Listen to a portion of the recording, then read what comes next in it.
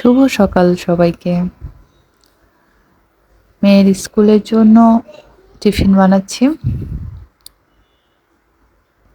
ডিম পরোটা দিয়ে রোল করে দেব আর পানি। পরোটাটা ভাজার পরে এবার ডিমটা ভেজে নিলাম।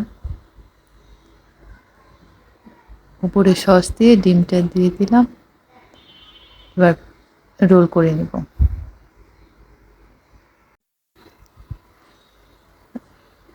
রোল হয়ে গেলে বক্সে দিয়ে দিব